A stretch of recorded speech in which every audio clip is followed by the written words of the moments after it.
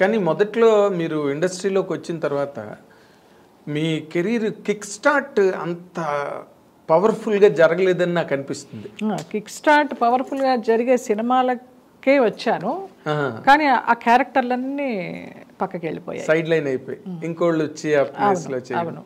అంటే గతంలో కూడా మనకున్న భానుమతి గారు చేయవలసిన క్యారెక్టర్ సావిత్రి గారు చేయడం, షావు గారు జానకి గారు చేయవలసిన క్యారెక్టర్ ఏమో సావిత్రి గారు దేవదాసులో చేయడం, ఇవన్నీ మనకి పరిపాటిగానే ఉన్నాయి ఇండస్ట్రీలో. కానీ చాలా నాకు యాప్ట్ అయ్యేవన్నీ అలా వచ్చి వెళ్ళిపోయినాయి. అది మరి నా దురదృష్టమా వాళ్ళ అదృష్టమా తెలియదు. ఒక్కసారి ఇన్నాళ్ళు ఈ కెరీర్ 40 ఏళ్ల కెరీర్ కనుక వెనక్కి వెళ్ళి ఒకసారి చూస్తే మీ దానిలో అదృష్ట దురదృష్టాలు ఎక్కువ ప్లే చేసాయని అనిపిస్తుంది మీకు? ఎస్, దురదృష్టమే ఎక్కువ ప్లే చేసింది. అవునా? అదృష్టం కంటే కూడా దురదృష్టం ఎక్కువ ప్లే చేసింది. అంటే పెద్ద నేనేదో టాలెంటెడ్ గొప్ప డాన్సర్ అని చెప్పడం కాదు, నాకెందుకు రాలేదు అని అనుకుంటే దురదృష్టమే. టాలెంట్తో పాటు లక్ కూడా తోడవ్వాలి. ఆ లక్ నాకు చాలా తక్కువ, లక్ పాళ్ళు తక్కువ. అవును. లేకపోతే నిజంగా ఇప్పుడు నాకు ఎప్పుడు అనిపిస్తుంటుంది, సినిమా ఇండస్ట్రీలో ఒక జ్యోతి లక్ష్మి గారికి ఒక జయలలిత గారికి వాళ్ళు they are more than heroine material అని. అంటే వాళ్ళందరూ కూడా జయమాలిని కానీ సిల్క్ స్మిత్ కానీ వాళ్ళు ఎవరు కాదు. అవును అవును, జ్యోతిలక్ష్మి గారు చాలా మ్యాగ్నెటిక్ పర్సనాలిటీ, చాలా అందగత్తే ఆవిడ. వాళ్ళందరికంటే కూడా నాకు ఎల్వి జయలక్ష్మి గారు, అది వేరు. She's a classic dancer. ఆవిడ ఎప్పుడు అంతస్తుల సినిమాలో ఒక్క సీన్ చిన్నది కొంచెం సెక్సీగా ఉండేటట్టుగా మాస్ చేశారు, కానీ బట్ తక్కువన్నీ భరతనాట్యాలే ఆవిడ చేసినవన్నీ దాదాపు. అలా ఇష్టం నాకు అస్సలు, కొంచెం ఒక్కటి కూడా రాలేదు అలాగా. ఒక్క స్వయం కృషిలో మాత్రం లాస్ట్లో క్లైమాక్స్లో క్లాసికల్ సాంగ్, బట్ చిరంజీవి గారికి చరణ్ రాజు గారికి ఫైట్, ఆ ఫైట్ మీదకి వెళ్తుంది కానీ ఆడియన్స్ దృష్టి నా సాంగ్ మీద.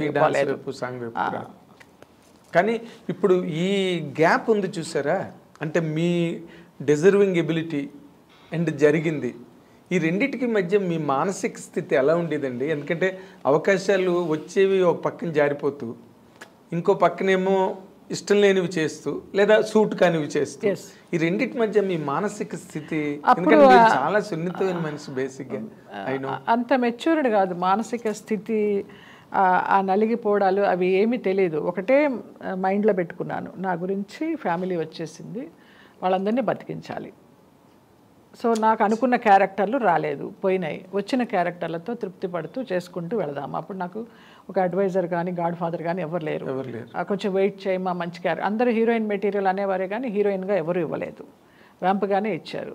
సరే ఏది ఇస్తే దాన్నే నేను సంతోషంగా స్వీకరిస్తూ చేసుకుంటూ వెళ్ళాను. కానీ ఇష్టం ఉన్నా లేకపోయినా నా అభిమానులు కూడా చాలామంది ఇంత హోమ్లీ ఫేస్ వ్యాంప్ ఎలాగిస్తారమ్మా డైరెక్టర్ గారు మీకు అంటే, నాకు వ్యాంప్ ఎక్స్ప్రెషన్ పలకదు, అసలు పలకదు. ఐటమ్ సాంగ్ చేసినా కూడా క్లాసికల్ మిక్స్ అవుతుంది అందులో. జనాలు ఎలా ఆదరించారో తెలియదు, మరి అది ఒక రకంగా అదృష్టమా ఒక రకంగా దురదృష్టమా తెలియదు. మొత్తానికి అలాగా కంటిన్యూ అవుతూ వచ్చాను. అంటే మీరు ఇందాక చెప్పిన దానిలోనే మీరు సంతృప్తిగానే చేశాను అన్న మాట వెనకాతలు ఇంకో బలమైన మాట ఉంది. అంటే ఇంతమంది 14 మంది నన్ను నమ్ముకుని వచ్చారు. అసలు నాకు అర్థం కాలేదండి, ఒక ఆడపిల్ల జీవితం మీద ఒక 14 మంది డిపెండ్ అయిపోయి, అందులో అన్నదమ్ములు కూడా, ఎవరైనా ఎక్కడైనా అన్నదమ్ములు కష్టపడి ఆడపిల్లల్ని సెక్యూర్ చేస్తారు. మీ ఇంట్లో అంత రివర్స్ ఏంటండి అసలు? ఎప్పుడు నాకు అర్థం కాదు. చిన్నప్పటి నుంచి కూడా 6వ సంవత్సరం నుంచి నేను డాన్స్ ప్రోగ్రామ్స్ ఇస్తూ, నేను అక్క చల్లా సిస్టర్స్ లాగా ఎర్న్ చేస్తూనే ఉన్నాము. డిగ్రీ అయిన తర్వాత ఆంధ్రనాట్యం కోసమని ఇక్కడికి వచ్చాను. ఆంధ్రనాట్యం నేర్చుకునేటప్పుడు నాన్న వచ్చి ఫ్రెండ్స్ సినిమా తీస్తున్నారు, హీరోయిన్ క్లాసికల్ డాన్సర్ కావాలని తీసుకెళ్ళడము. ఇక చిన్నప్పటి నుంచి ఆ సంపాదన తల్లిదండ్రులకి ఇవ్వడమే తెలుసు కానివ్వండి. అదే ఓకే. ఇప్పుడు ఒక స్టేజ్లో మీరు మామూలుగా క్లాసికల్ డ్యాన్సులు ప్రోగ్రాంలు గట్రా చేయడం, అది it is not a full career. అప్పుడు ఇంకా ఏదో ప్రోగ్రామ్కి వెళ్తే వాళ్ళు ఏదో ఒక రెమ్యునరేషన్ లేకపోతే గౌరవ ఆనరోరియం ఏదో, దాంతో కూడా ఫ్యామిలీ గట్టాన్ అయ్యేది. నాన్న జర్నలిస్ట్, ఆయనకి ఓన్ మ్యాగజైన్ ఉండేది నా దేశం పేపరు. నా దేశం. రామారావు గారు ఏదో ఎలక్షన్స్ అప్పుడు ఆ టైటిల్ నాకు కావాలని అడిగారు. అప్పుడు రామారావు గారికి ఇచ్చేసి ఈయన ఇంకా రిటైర్ అయిపోయినారు. ఓకే. అంతకు ముందర రామారావు ఏమైనా ఇచ్చారండి దానికి టైటిల్ ఇచ్చిన? నాకు తెలియదు, మాకు అప్పుడు చిన్నపిల్లలం, మాకు పెద్ద నాలెడ్జ్ లేదు. ఓకే. సో మా డాన్స్ ప్రోగ్రామ్స్ మీదే గెట్ ఆన్ అవుతూ వచ్చారు. అవునా? అన్నదమ్ములు మగపిల్లలు ఇంట్లో ఏ పని చేయడం. పెద్ద అన్నయ్యకి ఏదో ఒక 1000 రూపాయల కట్నానికి ఆశపడి అన్నయ్యకి పియూసీ అంటారు కదా అప్పుడు 10th క్లాస్, అది అవ్వగానే పెళ్లి చేసేసారు. ఒక ఇల్లరికి పాలిలాగా అన్నయ్య వెళ్ళిపోయాడు పెద్దన్నయ్య. రెండో అన్నయ్య ఏమీ లేదు, తను బీఎస్సీ చదువుతూ అలాగే అంత పెద్ద బాధ్యత గలవాడు కాదు. ఇంకా తప్పలేదు. మీకు పెద్ద మనసు అన్నది ఇంటి దగ్గరే ప్రారంభమైంది, చిన్నప్పటి నుంచి ఉంది. అదే అంటున్నాను. అందుకనే సినిమా ఇండస్ట్రీని మీరు కంప్లీట్గా ఇచ్చేసుకోగలిగారు, అర్థం చేసుకుని వాటిలో ఉండే ఇబ్బందులు కానీ సాధక బాధకాలన్నింటినీ అర్థం చేసుకుని గెటాన్ అవ్వగలిగారు సినిమా ఇండస్ట్రీలో. అది నా గొప్పదనం అని నేను చెప్పను, ఏదో నా తల్లిదండ్రులు ఇచ్చిన జన్మ గొప్పది అనుకుంటాను అంతే. చాలా గ్రేట్ మీరు. ఎందుకంటే ఇప్పటికీ మీరు ఏ రకమైన డిస్సాటిస్ఫాక్షన్ కుటుంబ సభ్యుల మీద కానీ అస్సలు ఎక్కడ లేదు కదా, ఎప్పుడు మన అనుకోవడం కనీసం తలంపుగా కూడా రాదు. నేను ఇంతవరకు తృప్తిగానే అందరికీ పెడుతూ వచ్చా, ఉన్నదానిలోనే, ఉన్నా లేకపోయినా కూడా. పెట్టాల్సి వచ్చిందే ఒక బాధ్యతగానో ఒక బర్డెన్గానో ఎప్పుడు అనుకోలేదు. పెట్టడం ఇష్టం, ఎప్పుడు ఇలా ఉండాలి, చెయ్యి ఇలా ఉండకూడదు. అదే మీకు మైనస్ పాయింట్ అయింది. అయ్యుండొచ్చు, బహుశా అయ్యుండొచ్చు కదా, అయింది కూడా. ఇప్పుడు చాలా మంది మన ఇండస్ట్రీలో కాంతారావు కానీ వాళ్ళు కాంతారావు గారికి నేనే హెల్ప్ చేశాను. నేను హెల్ప్ చేయడం స్టార్ట్ చేసిన తర్వాత చిరంజీవి గారికి, రజనీకాంత్ గారికి తెలిసి ఆయనకి ఎఫ్డీలు వేశారు. మమత, మన కమెడియన్ మమత, ఆమెని సామాన్లన్నీ బయట పడేసి అద్దె కట్టలేదని రోడ్డు మీదకి ఏడిస్తే ఆమెకి నేను 25,000 ఇచ్చి చిరంజీవి గారికి చెప్తే ఆయన ఎఫ్డీ వేశారు దానికి. చిరంజీవి గారు ఒక గొప్ప మాట అంటారు ఎప్పుడు కూడా, నేను పాలకొల్లు నుంచి ఎవరో ఆయన అభిమానులు వస్తే అప్పుడు తీసుకెళ్ళాను, నాకు ఫోటో కావాలమ్మా చిరంజీవి గారితో అంటే, ఆయన అక్కిరాజు గారు అని చాలా పెద్ద ఆయన, మనం పాలకొల్లు వైపు షూటింగ్లకి దానికి వెళ్ళినప్పుడు లొకేషన్స్ పర్మిషన్ అది ఇచ్చేవారు. చనిపోయారు. వంశీ గారికి, పెద్ద వంశీకి చాలా దోస్తు ఆయన.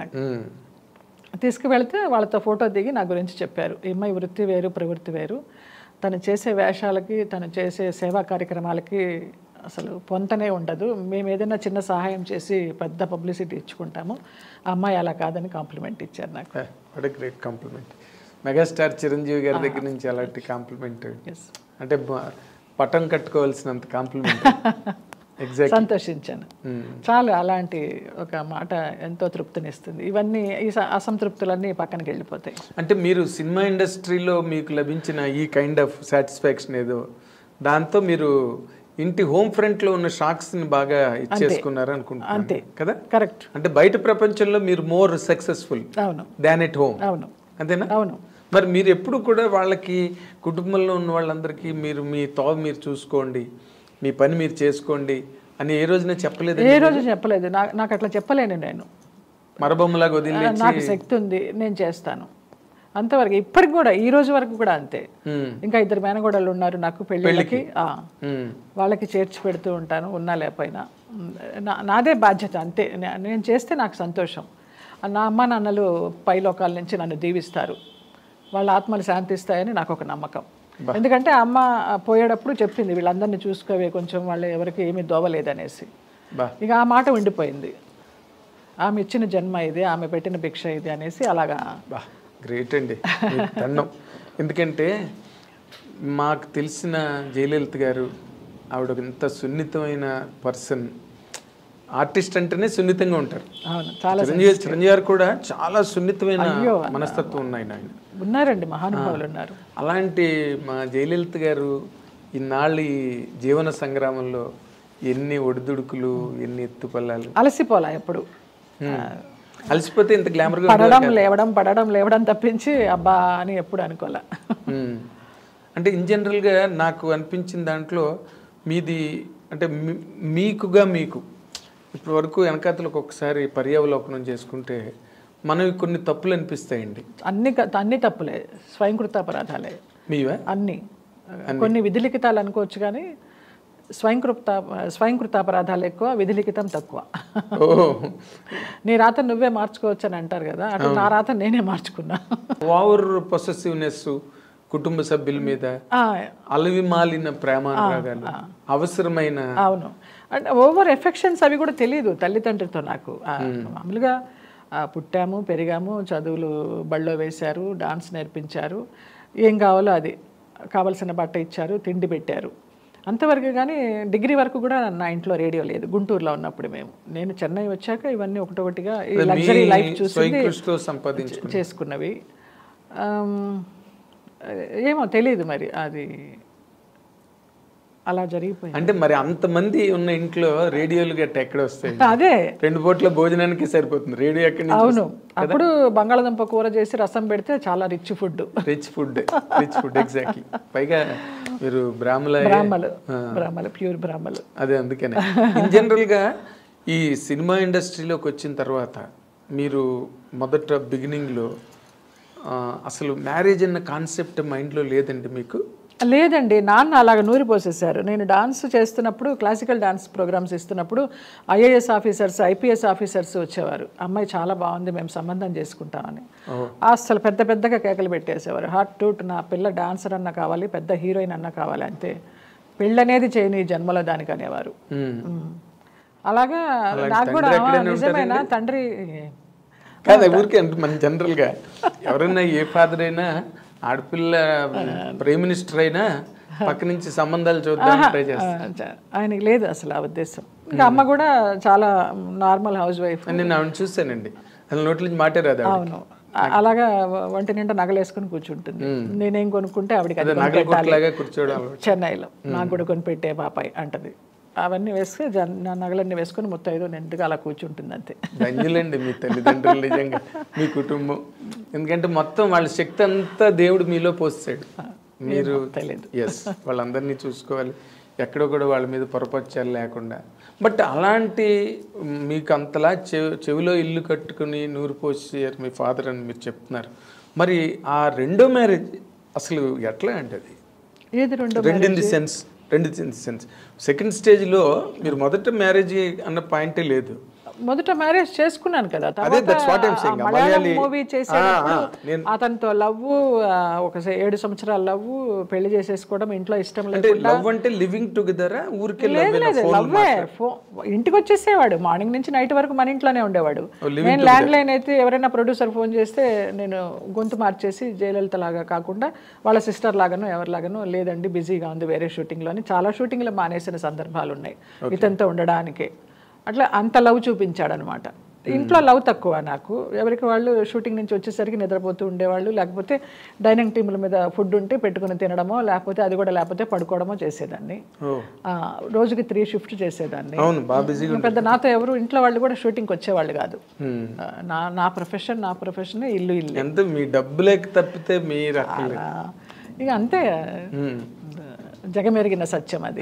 అంటే మీరు లివింగ్ టుగెదర్ అండి? మ్యారేజ్ లేదు, మ్యారేజ్ చేసుకున్నాం. చోటానికరమ్మ ఆలయం అని కొచ్చిన్లో. చాలా 7 ఏళ్ల లవ్ తర్వాత లవ్ లో ఉన్నప్పుడు చాలా మంది పెద్దలు చెప్తూ వచ్చారు. చలపతిరావు గారు కానీ, గోపాలకృష్ణ గారు కూడా మీకు చెప్పడం నాకు తెలుసు. నేను అబద్ధం చెప్పా ఆయనకి, గోపాలకృష్ణ గారికి. కేరళలో షూటింగ్ అని చెప్పి వెళ్ళి పెళ్లి చేసుకున్నాను. నేను పెళ్లి చేసుకుని వచ్చిన తర్వాత తిరుపతిలో షూటింగ్ మాది. ఏదో నేను, కిన్నెర, గోపాలకృష్ణ గారు, శారద గారు, పరిచయమా ఏదో పేరు, దాని పేరు. ఆ సినిమా అప్పుడు ముక్కు పగిలిపోయింది. ఏంటే ఏమైందన్నారు. అప్పుడు కొట్టడం కూడా స్టార్ట్ చేశాడు మా ఆయన. అయితే ఫేషియల్ చేయించుకోవడానికి వెళ్ళాను గురువుగారు బ్యూటీ పార్లర్కి. అమ్మాయి గోరేదో తగిలిందని చెప్పా. అబద్ధం చెప్తున్నావు కదా అన్నారు. అప్పుడు ఏసీకి వచ్చి కూర్చుని ఆయన మీద పడి ఏడుస్తా కూర్చున్నా. ఇది జరుగుతుంది గురువుగారు అని. నేను చెప్పానా వద్దని. వాడు దొంగకోళ్ళు పట్టే మొహంలా ఉన్నాడు. ఎందుకు అలాగా తొందరపడ్డావు, ఇప్పుడు సినిమాలు కూడా పోయినాయి, నీ క్యారెక్టర్లు ఎవరెవరికో వెళ్ళిపోతున్నాయి అనేసి ఆయన బాధపడ్డారు. అవును, వాళ్ళు పరుచూరు బ్రదర్స్, ముఖ్యంగా గోపాలకృష్ణ గారు, అయ్యో గురువు గారు టైంలో ఆయన ఒక దాన్ని ఏమంటారు, ఒక బడిలాగా మిమ్మల్ని అందరినీ కాపాడుకున్నారు. నిజంగా శారద గారికి క్యారెక్టర్లు రాసిన, మీకు రాసిన, శివపార్వతి గారికి రాసిన, ఆయన చాలా తాపత్రయపడ్డేవారు. మళ్ళీ నిన్ను ఒక శారదలాగా చేయాలి నాకు అనేసి. కానీ మనకి రాసి ఉండాలి కదా ఆయన మాటలు.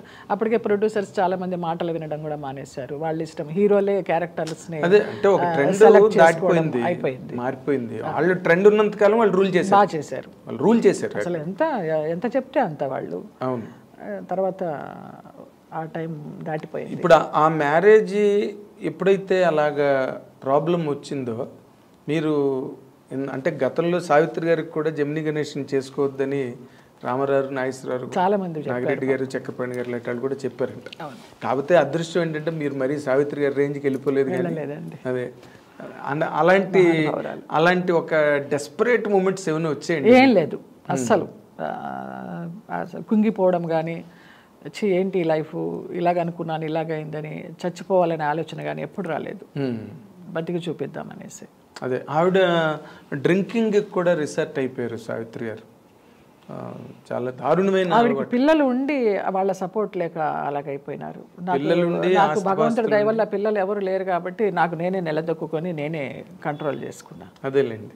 అదే మీరు పిల్లలందరికీ కుటుంబ సభ్యులందరికీ అమ్మ అయిపోయారు కదా, అందుకని మళ్ళీ అమ్మ వాళ్ళని అనిపించలేదు మీకు? లేదు కదా, అస్సలు అనిపించలేదు. కానీ ఇలాంటి మా మంచి జయలలిత గారు అసలు అమ్మ కాలేకపోవడం, ఇప్పుడు అందరూ మిమ్మల్ని అమ్మ అమ్మ అని పిలుస్తుంటే జయలలిత గారు లాగా, తమిళనాడు జయలలిత గారు అలాగే ట్రీట్ చేస్తారు ఇక్కడ.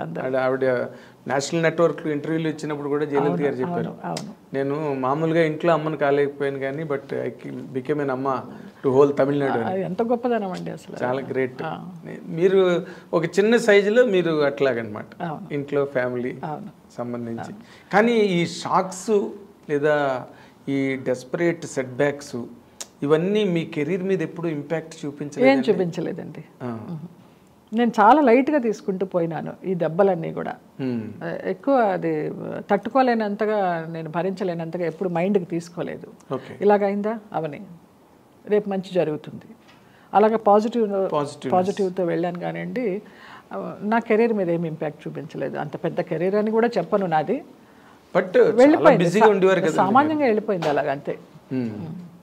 తర్వాత అసలు ఇన్ జనరల్గా నేను చూస్తుంటే ఓ పక్కన బ్రదర్స్, ఇంకో పక్కన ఫాదరు, ఇంకో పక్కన పెళ్లి చేసుకున్న వ్యక్తి, మీ పాలిట మొగాళ్ళే ఎక్కువ శత్రువులు తయారయ్యారేమో.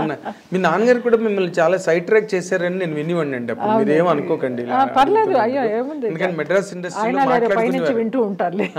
ఇండస్ట్రీలో మాట్లాడుకునేవారు జయలలితని తప్పుతావ పట్టిస్తున్నదే వాళ్ళ నాన్న. ఈజ్ ఇట్ ట్రూ అండి? ట్రూ అండి. లైక్ పెళ్ళే కానివ్వలేదు అనుకోండి ముందు విషయం. అదే చెయ్యండి అన్న ఇలాగ అంటున్నారు, మరి స్విమ్ సూట్ వేసుకోమంటున్నారు, చిన్న చిన్న డ్రెస్ చెయ్యమ్మా పర్లేదు, ఆర్టిస్ట్ అన్నీ చేయాలి అనేవారు.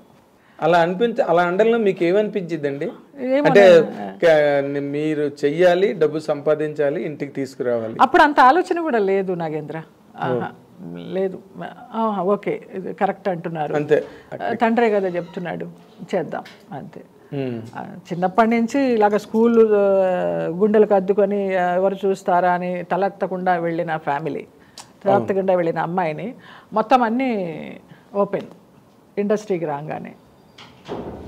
ఆ అమ్మాయి అయినా ఈ అమ్మాయి అయినా అప్పుడప్పుడు అనుకుంటా, చాలా రేర్గా అనుకుంటా.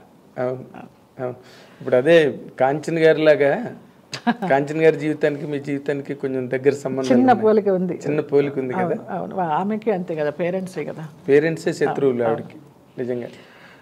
మధుసూదన్ రావు గారు కూడా సపోర్ట్ చేయాలి, ఒకరు మంచి క్యారెక్టర్స్ ఇచ్చారు కానివ్వండి, ఒక ఇల్లాలిగా స్వీకరించలేదు. ఆవిడ అడిగింది నోరు తెరిచి, అవునా పెళ్లి చేసుకోండి, తాళి కట్టండి అని. దే లివ్ టుగెదర్ చాలా ఉన్నారు. ఆమెకు అది తృప్తి లేదు, ఒక ఇల్లాలుగా ఉందాం అనుకున్నారు, అది ఆయన ఇవ్వాల. అదేంటో అసలు అర్థం కాదు. లాస్ట్ వరకు కూడా ఆవిడ మెడ్రాస్లో ఉన్న రోజుల్లో లాస్ట్ వరకు కూడా కొన్ని కుటుంబాలకి సంబంధాలు చూడమని అడిగేవారు ఆవిడ. అవును అవును, నేను చేసుకుంటానని. అవును, ముఖ్యంగా చాలా ఇష్టం, పెళ్లి చాలా ఇష్టం ఆవిడకి. జంజాల్ గారి వైఫ్ని పదే పదే అడిగేవారు ఆవిడ, మ్యారేజ్ చేసుకుంటే ఏదైనా మంచి సంబంధం ఉంటే చూడండి. ఇవన్నీ కూడా ఇల్లు, పెళ్లి, పిల్లలు ఇవన్నీ ప్రాప్తం ఉండాలి, లేకపోతే జరగవు. సినిమా యాక్టర్లకి ఎందుకండి ఇలా జరుగుతుంది? సినిమా యాక్టర్లు ఎంతమంది బాలేరు? వాణిశ్రీ గారు బాలేరా?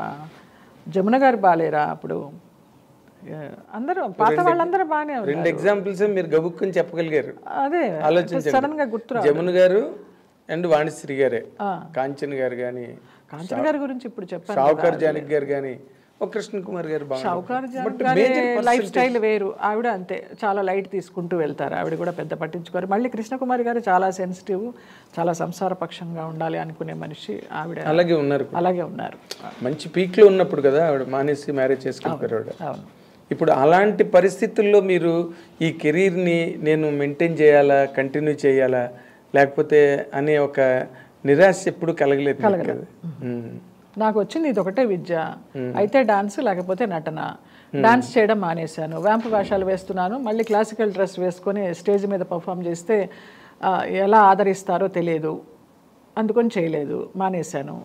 స్కూల్ పెట్టమన్నారు, స్కూల్ పెడదామంటే పేరెంట్స్ పంపిస్తారా పిల్లల్ని, ఈ వ్యాంపు వేషాలు వేసి ఆవిడ ఐటమ్ సాంగ్స్ చేసి ఆవిడ క్లాసికల్ డాన్స్ ఏం చెప్తుందని పంపించరేమో అన్నీ నాలో నేనే ఆన్సర్స్, నాలో నేనే క్వశ్చన్స్ వేసుకొని మొత్తానికి ఆ డాన్స్ ప్రాక్టీస్ని దూరం పెట్టి అంతా అలాగా షేప్ అవుట్ అయిపోయినా. తర్వాత శోభనాయుడు గారి ట్రూప్లో చేరాను. శోభనాయుడు గారు ఎప్పుడు అంటూ ఉండేవారు, మేడం ఎందుకమ్మా ఉన్న విద్యను అలాగా చంపేస్తావు, చెయ్యి నాతో బ్యాలెన్స్ చేయని. సరే ఆవిడతో బ్యాలెన్స్ చేద్దాం బాగుంటుంది కదా అని వెళితే అన్ని జెంట్స్ క్యారెక్టర్స్ ఇచ్చేది ఆవిడ. వెంకటేశ్వర స్వామి, కృష్ణ పరమాత్మ, నేను మొత్తం డాన్స్ చేసి మేకప్ తీసేదాకా ఓ జయలలిత మీరా వెంకటేశ్వర స్వామి వేసింది అని అనేవాళ్ళు. అది నాకు తృప్తినివ్వలేదు, అక్కడి నుంచి మానేసి వచ్చాను. మొన్న కరోనా టైంలో కొంత ఆశ తీర్చుకున్నాను. అందరూ షూటింగ్స్ లేవు, ఏమీ లేవు కదా, మా ఫ్లాట్స్లో అందరూ పెద్దవాళ్ళు చిన్నవాళ్ళు అందరూ వచ్చి డాన్స్ నేర్పు జయమ్మ, బేసిక్స్ అన్న నేర్పు అంటే వాళ్ళతో 2 నెలలు అలాగా చక్కగా సంతోషంగా గడిపాను ఆ డాన్స్ నేర్పుతూ. అంటే కాంతి, ఇప్పుడు నార్మల్గా మీరు మంచి పీక్లో ఉన్న రోజుల్లో అసలు కాల్ షీట్ మీద కాల్ షీట్ చేయడం, అంటే దానికి తగ్గట్టుగానే మీకు ఇన్కమ్ కూడా ఉంటుంది ఆ రోజున. ఇన్కమ్ ఎంతండి, మాకు మేము డిమాండ్ చేసేదాన్ని కదా అసలు. నేను హైయెస్ట్ రెమ్యునరేషన్ తీసుకుంది ₹1,00,000 ఇంద్రుడు చంద్రుడిలో, రామానాయుడు గారి పిక్చర్లో. అంతే, దాని లోపలే అన్ని 40, 50, 30. అంటే అప్పుడు ఫస్ట్ రెమ్యునరేషన్ 10,000. అప్పుడు స్కేల్ అలాగే ఉండేది కదా. అందులో ఏమొచ్చేది, నాకు అడ్వాన్స్ మాత్రమే వచ్చేది. సినిమా అయిపోగానే ఉన్న డబ్బుని నేను ప్రొడ్యూసర్ దగ్గరికి వెళ్ళి అయిపోయింది కదా నా డేటు, డబ్బు ఇవ్వండి అంటే ఎక్కడ డబ్బు మీ నాన్న తీసుకెళ్ళిపోయినాడుగా మధ్యలో అనేవారు. అలా కూడా బోల్డ్ రెమ్యునరేషన్ పోయింది. మీ నాన్నగారు మామూలు క్యాండిడేట్ కాదండి, విలాస పురుషులు. ఆయనకి అన్నీ ఉండివ్వండి విలాసాలన్నీ. అయ్యో, షావుకార్ జానక్ గారు, సావిత్రి గారు వీళ్ళందరూ ఫ్రెండ్స్ ఆయనకి. జగ్గయ్య గారు, రాజబాబు గారు, పెద్ద సర్కిల్ అయింది. ఆ సినిమా ప్రపంచానికి ఆయన మాయలా పడి ఎడిక్ట్ అయిపోయారు. నా పిల్ల హీరోయిన్ కావాలి, నా పిల్ల